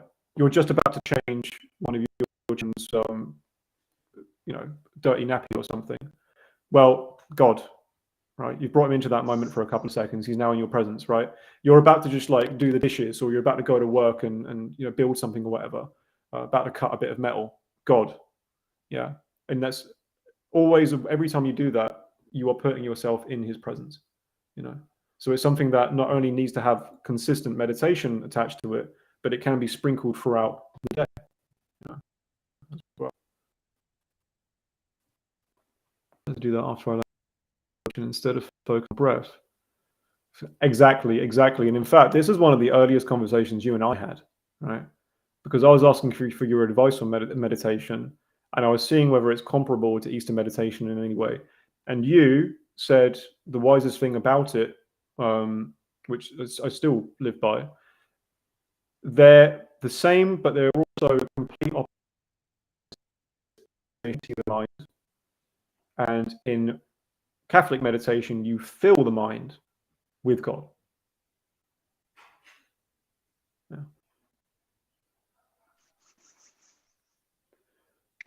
That's. I think the specific method you use, I don't think is all that important, so long as you do it. Yeah. Indeed, and do something, right? That's the other point. The whole state of desolation, the goal there is despair more than anything. Give up and stop. Whereas if you can get over that and think, even if I do feel like absolute hell, then I'm not going to stop. And that's where you want to get to. So the 7th rule. Let him who is in desolation consider how the Lord has left him in trial in his natural powers. Okay, so here we go. In order to resist the different agitations and temptations of the enemy. Since he can, with the divine help, which always remains to him, though he does not clearly perceive it, because the Lord has taken from him his great fervor, great love, and intense grace, leaving him, however, grace enough for eternal salvation. Right? You've not been abandoned by God. You've got everything you need. But it's a question of whether you're going to use that to persevere. So 8th rule. The 8th. Let him who is in desolation labor to be in patience, which is contrary to the vexations which come to him. And let him think that he will soon be consoled, employing against the desolation the devices, as is said in the 6th rule. So that's hope in there as well, right? There's a sense in which I suppose you've got to accept that no matter how long the desolation is going to be, that's okay. We're going to have to deal with it. Obviously, hope also teaches us that evil doesn't last forever. Never does. So this too shall pass because God loves you. It's a trial he's putting you through. Yeah. I'm going to speed this up now because obviously there's a lot. But if you ever want to jump in with something you want to say, just interrupt. All right. 9th rule.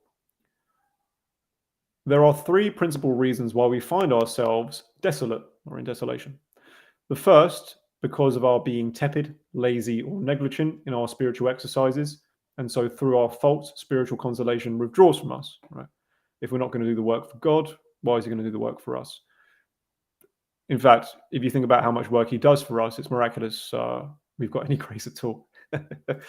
The second, to try us and see how much we are and how we let ourselves out in his service and praise without such a great... Sorry, I've read that terribly.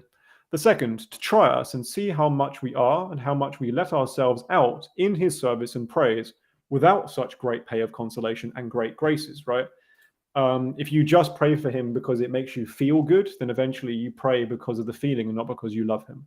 And that's what he's constantly testing, right? And there are people who will and have hungered for the consolation and therefore have kind of, in a sense, bastardized their actual relationship with God through that. So that's what he's, obviously you can't ever get anything by him, so that's why he does it. The third, to give us true acquaintance and knowledge, that we may interiorly feel that it is not ours to keep or keep great devotion. To get or keep great devotion, sorry. So we will interiorly feel that it is not ours to get or keep great devotion, intense love, tears, or any other spiritual consolation. These do not belong to us. They are gifts. But that all is the gift and grace of God our Lord, and that we may not build a nest in a thing not ours, raising our intellect into some pride or vain glory, attributing us to devotion or the things of the spiritual consolations. Yeah, it's just a way of humbling us, right? You're flying through life, getting consolations all the time, thinking, aren't I great? I'm so spiritual. I'm just the best, most inherently great prayer whoever did pray. And then God will say, well, not necessarily. I can take control. You know. Aren't these hands that I invented for myself so wonderful? Look at all the things I can do with them. Didn't give yourself a hand though, did you, mate?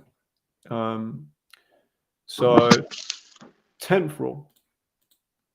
The 10th, let him who is in consolation think how he will be. This is quite a good one. They're all good, obviously, but this is quite, some of them really stand out for me. Let him who is in consolation think how he will be in desolation, which will come after, taking new strength before then. So if you're in a good time and everything's going tickety-boo, and you're sailing along thinking everything's great, remind yourself, it's going to come to an end at some point, at least in this life. And then use that time to fuel yourself with appreciation, fuel yourself with devotion and that kind of thing. Getting ready for the fact that, okay, I'm going to be miserable at some point. So what am I going to do when that happens? The 11th, let him who is consoled see to humbling himself and lowering himself as much as he can, thinking how little he is able for in the time of desolation without grace or consolation. It's quite a good one. You know, I mean, I suppose a lot of people who, when they're happy, that itself can be a fuel for pride, right? Because when you're happy in a certain sense, there's a kind of shield that goes around your ego and you can just kind of stride through life. I'm not saying confidence is a bad thing, but there is certainly a temptation there to disregard the negative side, I suppose, and at least be conscious of it, you know. If you're feeling great, the idea that you are in fact dust maybe is a little less pertinent. So, on the contrary, let him who is in desolation think that he can do much with the grace sufficient to resist all his enemies, taking strength in his Creator and Lord. Right? So you see the two sides of that. Be humble when you're feeling good, and trust God more when you're feeling bad. Right? So two sides of humility there. One which keeps us small, and the other one which gives us hope and elevates us. Almost at the end. 12th rule. Yeah, this is quite a long one, but it's quite interesting. The 12th. The enemy acts like a woman in being weak against vigor and strong of will.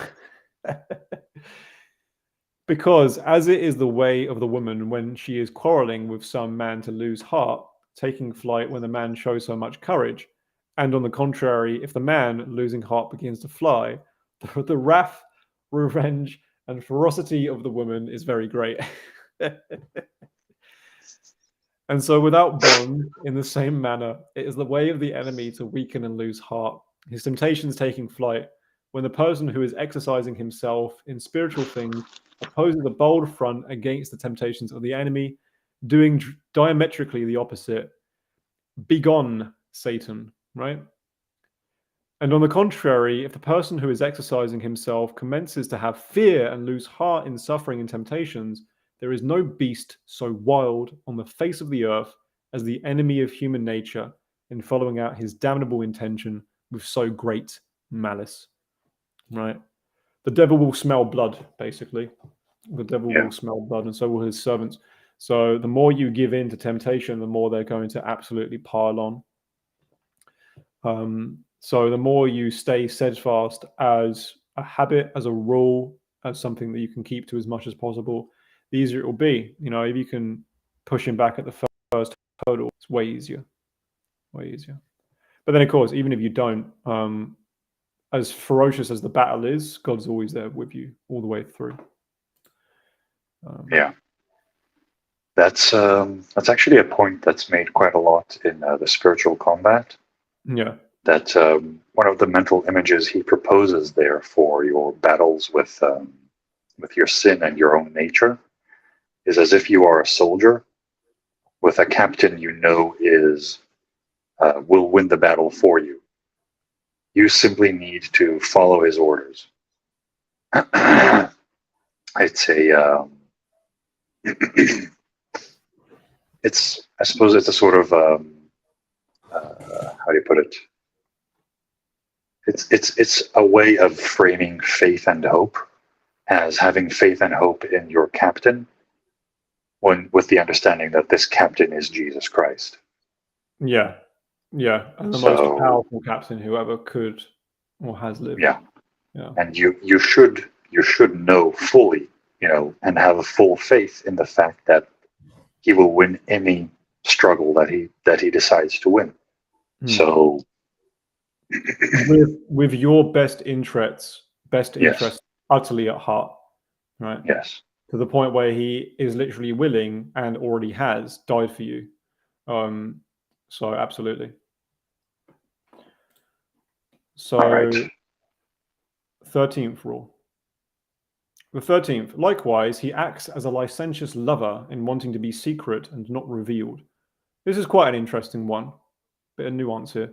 For as the licentious man who, speaking for an evil purpose, solicits a daughter of a good father or a wife of a good husband, wants his words and persuasions to be secret. And the contrary displeases him much when the daughter reveals to her father or the wife to her husband his licentious words and depraved intention, because he easily gathers that he will not be able to succeed with the undertaking begun. I'm not reading that very well, but basically some pervert will try to sneak messages behind the good family's back to get to the virginal bride. In the same way, when the enemy of human nature brings his wiles and persuasions to the just soul, he wants and desires that they be received and kept in secret. But when one reveals them to his good confessor or to another spiritual person that knows his deceits and evil ends, it is very grievous to him, because he gathers from his manifest deceits being discovered that he will not be able to succeed with his wickedness begun. Right? The cat's out of the bag. Don't let the devil work in secret. Right? Yeah. Trust the people who you can. It is a challenge in the modern day, obviously. Well, I don't know if it's only in the modern day, but we do have to learn to trust our priests. And for that reason, we have to exercise a level of discernment about which priest is trustworthy. But they are, God gave them to us for a reason, right? A good priest is hard to describe how valuable they are in the world. They really are. There really is a touch of heaven about them. So find ones you can trust and trust them with the care of your soul, because that's what reminds me of I think it was something that was considered a sacramental in the Middle Ages, specifically for warriors. They would, if they didn't have a priest, they, not as a confession, but as an act of humility, they would confess their sins to each other. So they couldn't, if you don't have a priest, you could at least humiliate yourself before your brother in arms. Indeed. And try to somehow, in some way at least, atone or make some degree of penance for your sins. Or again, just airing the whole thing, right? Because then that, first of all, your conscience condemns you for what you've done, what you desire to do, right? If you're tempted to do something evil, firstly, your conscience condemns you.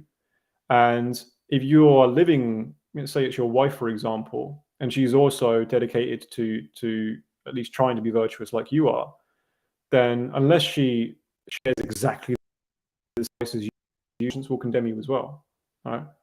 And condemn her. Yeah. So that's two things against it, and so you know that there's two things keeping an eye on you then as well in terms of your sin. Two people keeping an eye on you. And obviously, you're still free to commit that sin at that point, as you would be if you told a priest. But at least it's, keeping you in check a bit more for sure. Now, it'd be like if you were a heroin addict or something, right? And before you did some smack, you told someone, "I really feel like doing some smack," and your brother says, "You think that's a good idea?" I suppose not. I suppose not. Better that than just sneaking off into some garden somewhere and just doing a cheeky bit of snack in a ditch. Cheeky bit of smack in a ditch. As fun as that would be. So 14th rule, final 14th rule. The 14th and final rule, I should say, is likewise, he, being the devil, behaves as a chief bent on conquering and robbing what he desires. For as a captain-in-chief of the army, pitching his camp and looking at the forces or defenses of a stronghold, very important, right? He attacks the fortress on its weakest side. In like manner, the enemy of human nature, roaming about, looks in turn at all of our virtues, theological, cardinal, and moral, and where he finds us weakest and most in need of our eternal salvation, there he attacks and aims at taking us, right? The whole thing is no joke. It's all pretty serious, and these things don't mess around. They won't make it easy for you. They'll find the part of you which is at its weakest and at its worst, and they will go for that. They will push a knife right into it. So you have to keep that in mind as well. But there's always two sides of this. God is infinite goodness, love, and justice. And so he wouldn't allow this stuff to happen unless it had some benefit. And the reason why, it reminds me of sparring. If you spar with someone, the good thing about being punched in the face is you realize you need to block, right? And it shows you exactly where you need to block as well. Okay, well, I'll put my hand up there, make sure that doesn't happen again. So it's the same kind of thing here. Obviously, the stakes are a lot higher, but God would allow these weaknesses to be exploited to show you exactly where the weaknesses are, and of course, to encourage you to seek his help to overcome those weaknesses and to fortify those parts of the fortress, right? The good thing about being shown a weakness is that you learn how to become stronger. Simple as that. Yeah. All right, so that was the 14 spiritual exercises, but rules for discernment of spirits or movements in the soul by St. Ignatius. There are more, but I'm going to kind of just leave that to the audience to look at their own time. If you go to this link, which I suppose I can share in the description, I'll put it in the chat. If you go to this link, then you can obviously read all of those in your good time. And there's more. There's another, I think it's 8. Yeah, I highly recommend reading these as well. They're also very good. But the 14 are the main ones. And yeah, okay, that's enough of that. Incredibly instructive, I think, all that stuff. Incredibly instructive. Because again, we need that. We need the movements of the soul. They're one of the main things that navigate us through life. And so if we can't tell whether they're coming from angels or devils, then we're in a bit of a pickle, right? So at least a bit. Having our compass calibrated a bit more is, it's invaluable in a certain sense, I think. Yeah, it's from a somewhat practical point of view. Something I've always found helpful is whenever something presents itself. At least if you are in private, one of the most helpful things you can do is just internally or even externally ask for help, and just say a Hail Mary or Glory be. It's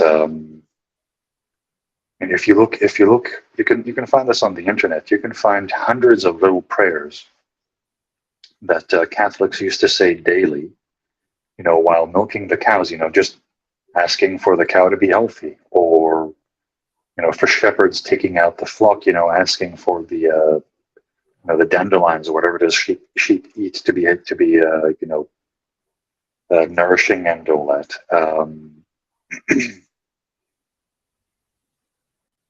Prayer isn't just attending mass.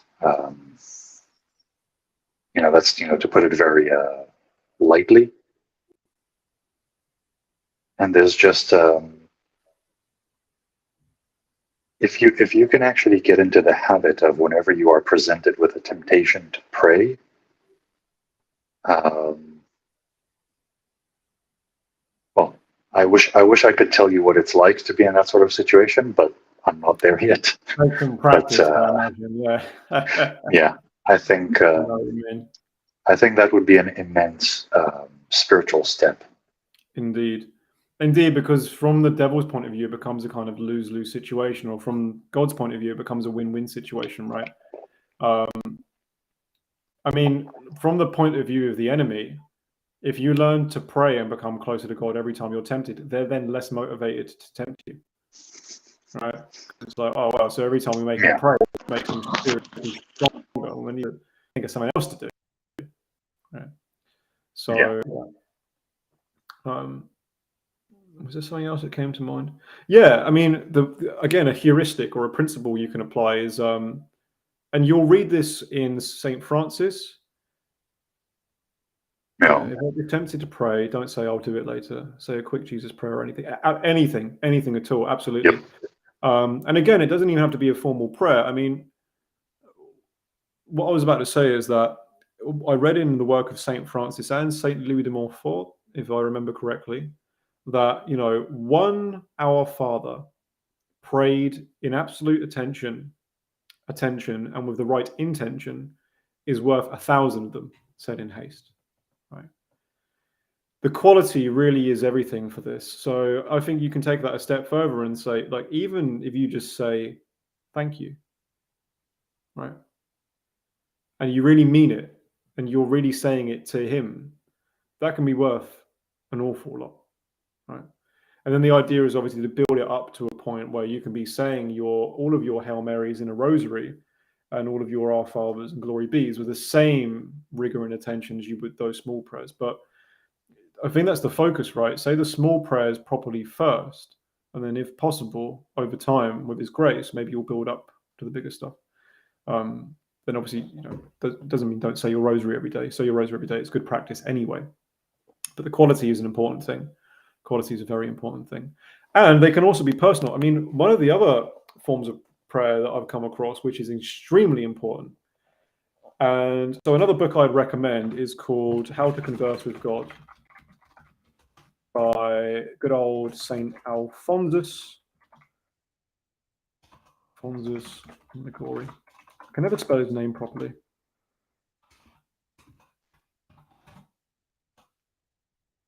I think that's it, yeah. Anyway, everyone knows who Saint Alphonsus is. How to Converse with God by Saint Alphonsus Liguori. He makes a really good point in there, which is admittedly going to seem really obvious to all the Protestants, but he really does recommend that if you're in a state of grace, and you're in a state of grace, right? We all venially sin all the time. You haven't murdered anyone in the last week. Great. Yeah, before your last confession. And you know that you're generally in a state of goodwill and good intention. You can, at those times, speak to God as myself and Willie are speaking now, just as friends, right? Because he loves us. And again, he loves us, as St. Alphonsus emphasizes. He loves you more than any family member or friend ever has or ever will. And that doesn't obviously mean that your friends and family don't love you. That means that as intense as that love can be, it doesn't even compare to what God is for us. So, and what he explained there is that you might think that just the things that are on your mind are trivial to him, right? God created the universe and built the foundations of the world and is micromanaging, well, not necessarily micromanaging, but he painted the stars in the sky. Why would he want to hear about what I think of this film I just watched? Right. Because he also made snails. Yeah, exactly. Why would he want to watch this snail eating a leaf with me? Well, the answer, I suppose, there is because, well, he made the snail on the leaf as well. And why would he do that unless he enjoyed it? He loves us, and he loves hearing about us, and he loves our confidence in him to speak to him as a friend. In the same way as we know that we reciprocate that if we have children and they want to just spend time with us, or a lover and they want to spend time with us. It's all the same flavor of a thing there, right? So Alphonsus invites us not to necessarily make our prayers formal, but just speak to him because you can, right? And because he wants to.